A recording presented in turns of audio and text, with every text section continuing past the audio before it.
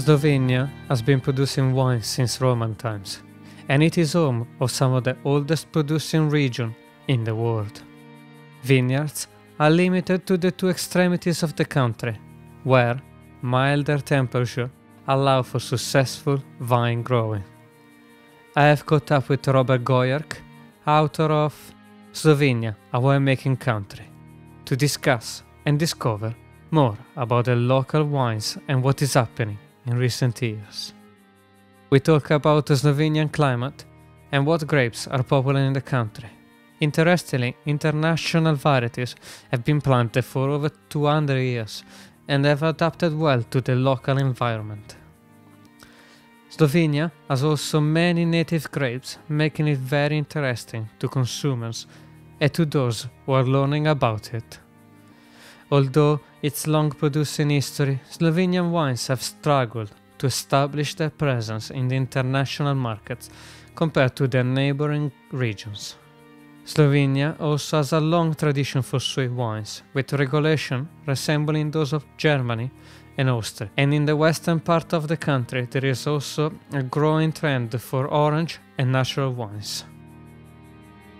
Hi, I'm Mattias Carpazza, and this is the Looking into Wine podcast. Wine and winemaking can be complex, but this podcast has a simple mission. We want to give you the skills and tools to harness your passion about wine. Through this series, we will shine a spotlight on some of the different regions, process, and concepts that shape the fascinating world of wine. I hope you enjoy the show and your own journey looking into wine. Welcome to Looking into Wine. Today's guest is Robert Gorjak, author of Slovenia, a winemaking country. Welcome to the show, Robert. Thanks a lot, and hello to your listeners. And I wish you have a great success with your show. Thank you, Robert. So, Robert, you've been a prolific writer for many years and a judge in many occasions. And you decided to write a book about your own country, Slovenia. What was the idea and why did you decide to start writing it? Actually, it was someone else who wanted to create a book, actually for the Chinese market. And when the book was almost finished, we realized we are not a match anymore. And knowing what I wrote and what I have in my hands, I knew I can write it, I can sell it also, because it's not only one thing, it's two things. You need to climb two hills, write a book and then sell the book. And of course, there was no book as this on the market. And I'm really happy there is something now available about Slovenia that gives a readable and prompt information about our country. Yes, I think is excellent. It's an excellent book, and there isn't anything out there quite yet, and a lot of publication. You find only a couple of paragraphs on Slovenian wine, so it's very exciting to see a whole book about all regions and many pictures. For me, one thing that struck me in the book was how long the history of Slovenia. It goes back to medieval times, from monks and all this fascinating part which I didn't realize before. That struck me as well, honestly, when I started reading sources and bringing sources out. I pretty much knew the wine was here for a long time, and the Romans kind of expanded like in many other countries. But I didn't know that like the first legal document in Slovenian language was actually about the wine. It was about wine rights and so on, translated from German language. I didn't know that wine was used as for paying taxes. It was like a currency. It was like money today. It was a very, very important part of life in medieval times and even later, much more than it is today. And before both wars, First and Second War, there was a big trade. There was a strong trade, and we exported wines to Vienna, to Salzburg, and other countries, being part of Austria and Austro-Hungarian Imperium before. So yes, wine was quite important to the history in Slovenia. Obviously, after the Second World War, there was the many years of focus on cooperatives production and wine until 1991, when there was a separation with Yugoslavia. And how that changed after the separation? What changed for the production of wine in Slovenia? One thing I would like to say is that even there was cooperatives after the Second World War. There was some wines that were there was a quest for quality, not at all levels, but some producers like Ljutomer, Ormož, Jerusalem, even in Vipava, but they were quality oriented. At least part of the wines was quality oriented. So it was not just quantity, although this was the main thing.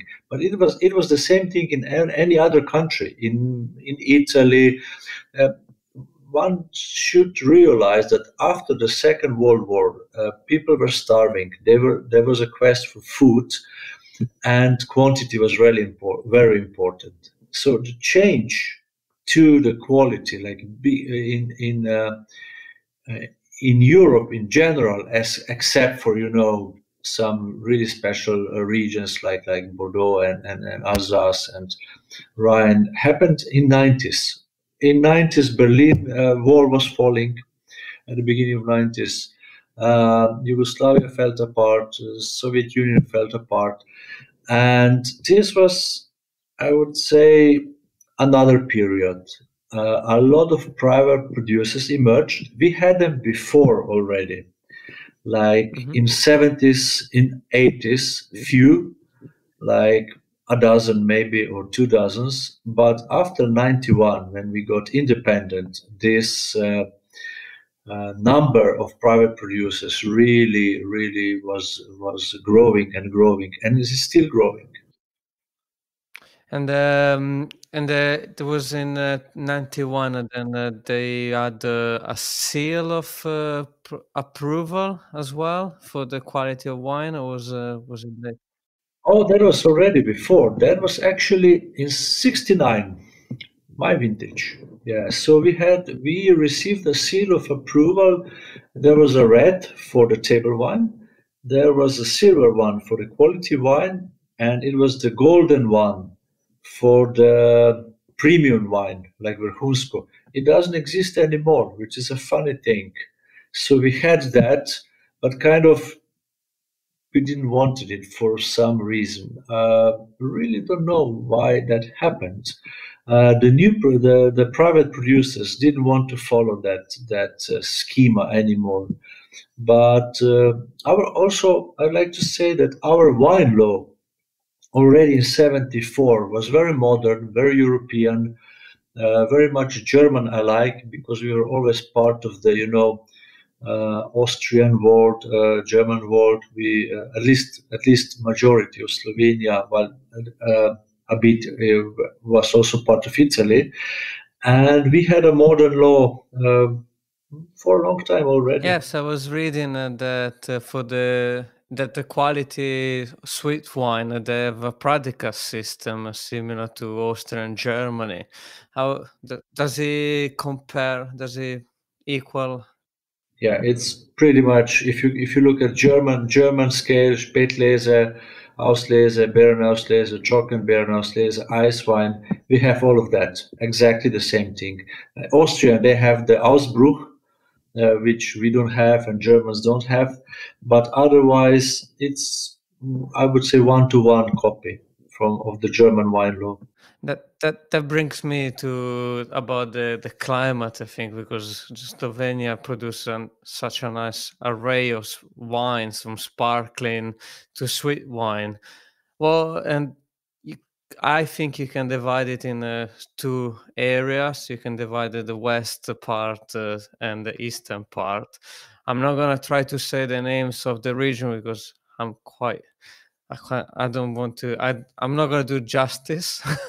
But what is the difference between those two regions? Well, what do you see in the two parts? Yeah, that's true. Slovenia is divided into two parts, to east and west. Uh, in the middle, there is no vineyards. It's just too hilly, too cold, at least now. As we move west, we hit the Mediterranean. We had the Adriatic Sea, and conditions get better, warmer, and there is Primorska region and four distinct districts, each one growing different things. While on the east, we have two regions. One is in northeast and one is in the southeast. They are both continental.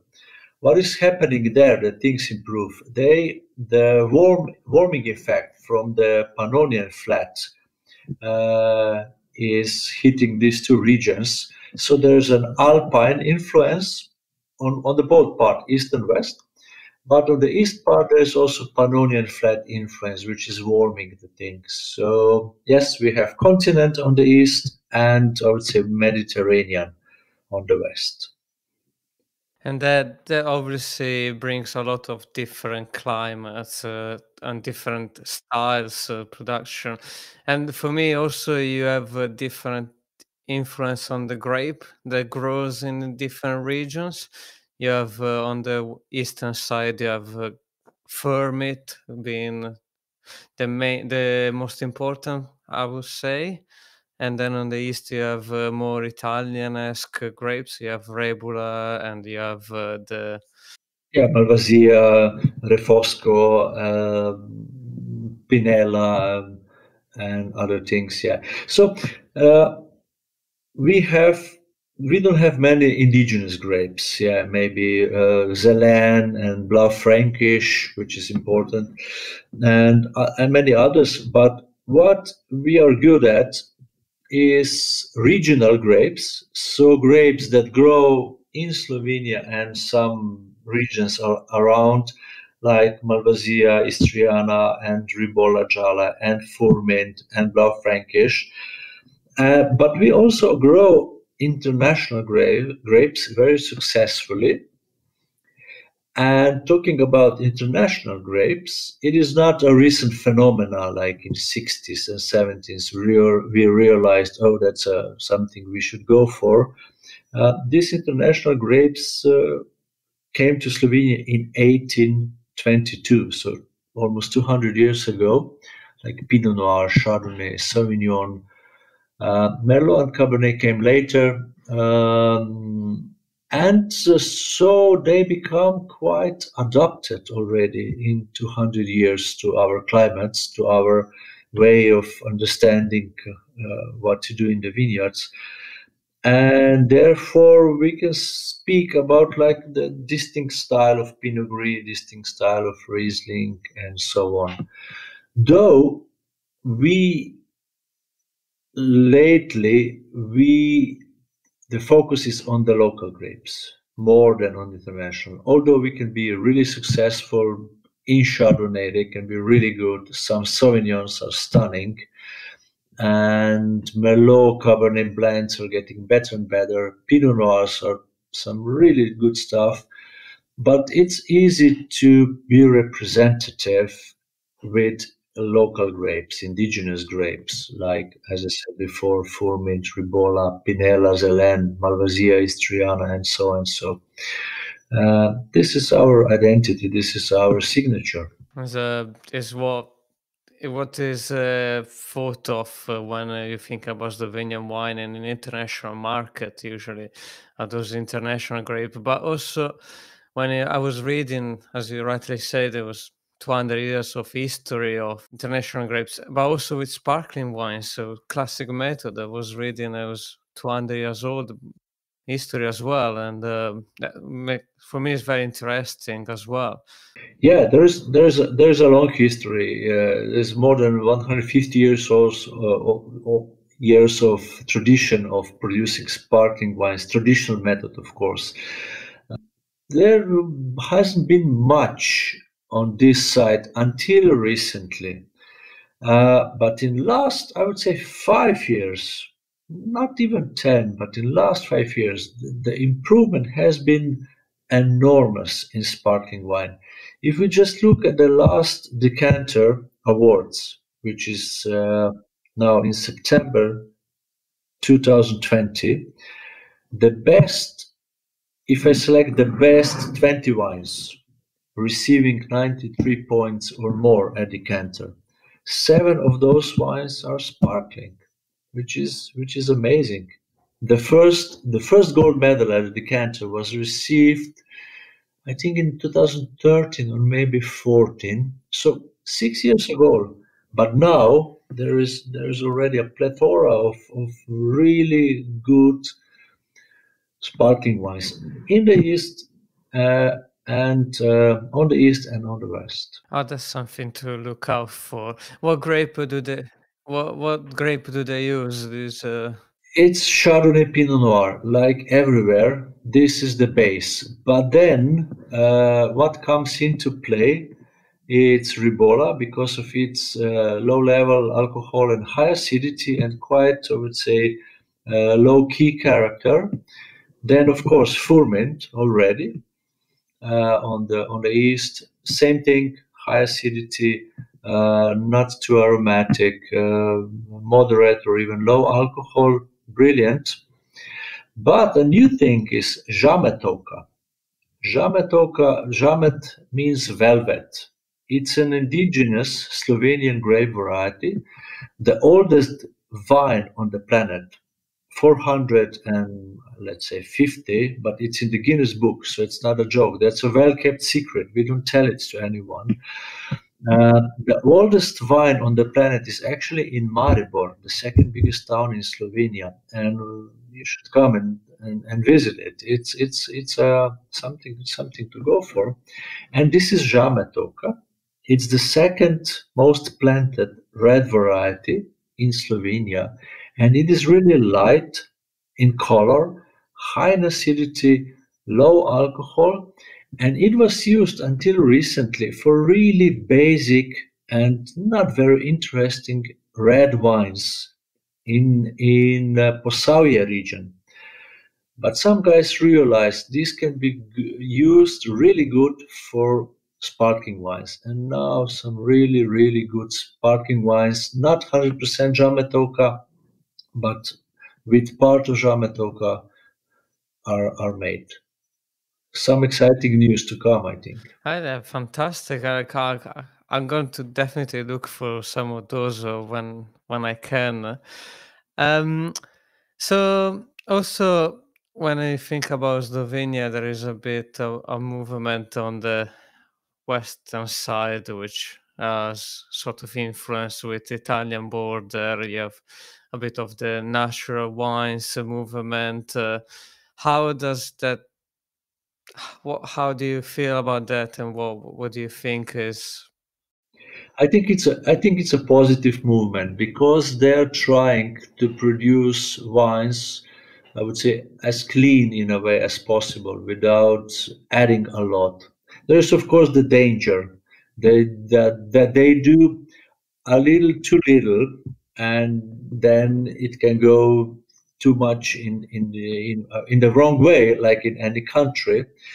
But they show very often a different character, a distinct character. Many times it is combined with long maceration, especially for the white wines, of course, and then you get so-called orange wines. I would say the whole production of this style is still low, but it gets a lot of attention. And some top restaurants like let's say two Michelin star, Hisha Franco. Their offer wine list is based almost completely on this style of wine, although they offer also, let's say, conventional wines. I think the beginning was really messy with these wines. There was a lot of crappy wine, a lot of faults and so on. But they realized it's not only to say it is natural and it is orange and so on. They realized they need to make it good, and they started doing it more and more. And some really interesting results are out. And also, some conventional wine producers maybe prolonged their maceration. They started using, I would say, concrete egg barrels and so on. So it's really a new era of I would say winemaking, combining the both worlds together. Okay, fantastic. I mean, in your book also you give suggestion about the different producer to try in different regions. And while I'm talking about the regions, also there is beautiful maps about of all the region before the presentation, which I think is very important for like a new book, which is the first book of the region. I think good is a good thing to sort of give an idea where we're talking about and everything. And you were saying earlier about the concrete eggs. Slovenia is also famous for the oak, which has been used from Slovenian oak. I see some producer in Italy finding it. Where about they get this oak, and is it very different to a French oak? It's actually Slavonian oak, and I don't. I'm not.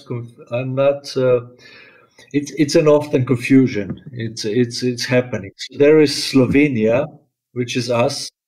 There is Slavonia, which is in Croatia, Oh, and there is Slovakia, which is part of ex-Czech Czechoslovakian Republic. So we don't grow oak for the Italian barrels that are used in Piemonte and Tuscany a lot, but these are actually our neighbors from Croatia, and this is Slavonia. okay. Yeah, it's not us.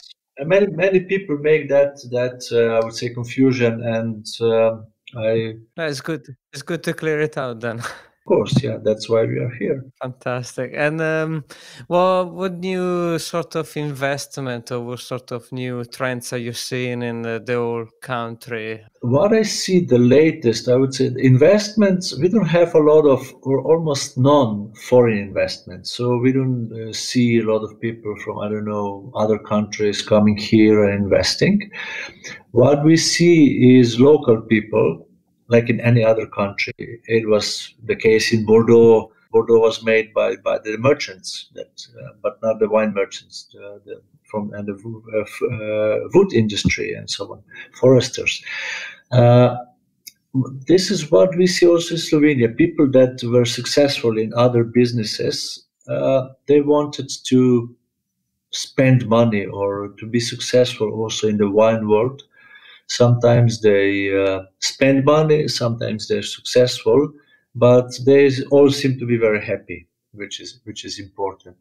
Uh, the latest trend, though, I think, is trying to express a single piece of earth, so-called terroir, single vineyard.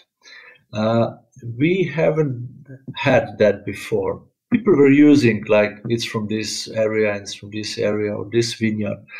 But now some producer really focused and trying to express difference between, let's say, two vineyards. One is more big and more, I would say, flamboyant. The other is more, I would say, straight and vertical and salty.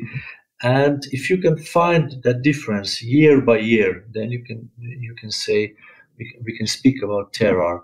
And I think this is the latest development, and this raises the quality and the price of the wines, of some of the wines. And this is very welcome. So now you would find bottles that are price wise comparable to some of the very much more known uh, producers and regions out of Slovenia. Yeah. Okay. So if I was to go and look for a couple of bottles of wine from Slovenia, what and I didn't know anything about the country. What do you think would be the go-to? So you need to open my book, and then on the east you search for Furmint, yeah, in Štajerska, Slovenia, or Podravje. In Posavje, search for Blaufränkisch, Modra Franken. Try to find some good producers, and you would see some really, really good uh, Modra Franken, Blaufränkisch. And on the west, in Primorska, search for Rebula and even Malvasia. Malvasia is Triana, I need to stress, because there are 50 different Malvasias, but Malvasia is Triana. And why not a sparkling wine? Yeah, they are really good lately. Yeah, like I'll definitely look for some Blaufränkisch from Slovenia. I had a question from a listeners, and it was very interesting. I wanted to keep it for last because I think it was very interesting. What do you think is the hurdles for Slovenia as a producing country in the export market? What do you think are the problem with so many different other region nearby? I think the biggest challenge we have is to unite as a country. Producers should unite and organize a generic promotional body. It has been done in all other regions. In Austria, is very successful, and this would help bringing the image of Slovenia on a next level, because there is really a lot to explore, and people, when they come to Slovenia, are mostly pleasantly surprised because the expectations are not high. And once we do that, I think the image of Slovenia would be much better. Where can before I let you go, where can people find your book and where people can find you? Do you have any preferred place to be contact about Slovenian wine? That's always, I think, is important. Yeah, so book, the written one is actually, and unfortunately, I should print a bit more, is sold out. So the printed version is only a few copies available at my place, but not I can sell it anymore. But you can go on Amazon, and if you write down my surname, which is Gorjak, or if you write Slovenia wine, I think Slovenia, a winemaking country, would come up as a first result. And it's too cheap, I need to say. So it's very cheap to buy. Yeah. As I had the Kindle copy, and I think it's a brilliant thing. You can just copy and paste and find everything, all the information you need. Yeah, I use it as well. Yeah. The wines from Slovenia. I tried many from the western side. I haven't tasted many from the eastern side, possibly because I'm part in Italy, so I get more reference from there. But I think it's very interesting country. There are a lot of opportunity there, and there's a lot of success to come. And well, I want to thank you again for your time today. And then the book again is Slovenia Winemaking Country. And thank you for your time today, Robert. Thanks a lot, Mattia, for inviting me to your show and to this podcast. I wish you many successful podcasts, and I wish all the listeners to explore wines of the world because they deserve it. You joined the conversation with Robert Gorjak on Looking into Wine, author of the book Slovenia, a winemaking country. Be sure to go to mattiascarpazza.com and remember to join our mailing list now to receive the latest news and projects that are coming up. If you like the podcast, please give us a 5-star review and tell your friends to subscribe. We are available on Apple Podcast, Spotify, iHeart Music and every major listening app, as well as at mattiascarpazza.com, where you can listen to the podcast earlier. A special thanks to today's guest, Robert Gorjak, music produced by Samuele Di Nardo, audio edited by Tommaso Ascoli.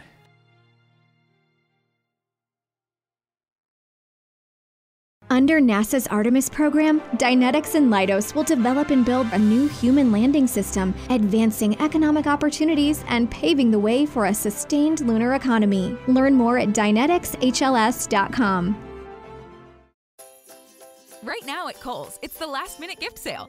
Take an extra 20% off and save on kitchen must-haves. Get 25% off toys and get 20% off fragrance gift sets. Plus, get Kohl's Cash. Plus, fast and free store pickup. Still not sure what to get? Our gift cards are always a great idea. Give with all your heart. Shop Kohl's and Kohls.com. Select styles, 20% offer valid December 21st through December 24th with promo code RECEIVE20. Offers and coupons do not apply to toys and beauty. Some exclusions apply. See store or Kohls.com for details.